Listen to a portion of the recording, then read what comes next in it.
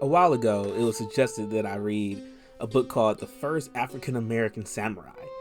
It's a book that's a biography of Dr. John Wamble, who, amongst other things, is a master of various martial arts and the first black man to teach martial arts in the United States. The book is filled with short stories about how he joined the army and where he was stationed in Japan and studied martial arts at the samurai school. To give context to some of his teachings, the book has lots of history about Japan and the samurai, and one of the most interesting things is what happens after he comes back to the United States.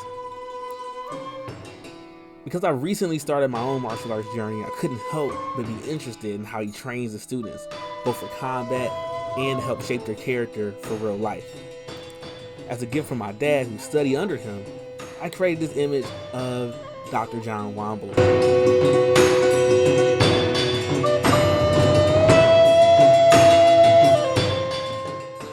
This piece was an interesting challenge. I had to make a lot of sketches of Dr. Wamble from the old photos in the book. From there, I came up with a composition that combined the ideas from his time in Japan with his teaching time in the United States.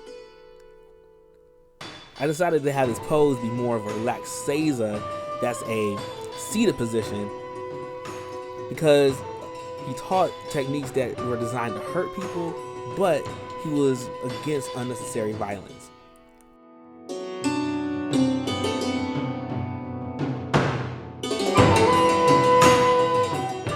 The background image in the dojo wall wasn't of a battlefield because I wanted to show that his mind was focused on bringing the lessons and mindset he learned in Japan to the United States. That background image went through a lot of revisions. I painted it traditionally 2 times before I decided to make a different approach and do that part digitally. The digital version gave me more contrast in the texture than the traditionally painted ones, and it allowed me to make some minor adjustments to make it a little bit more interesting.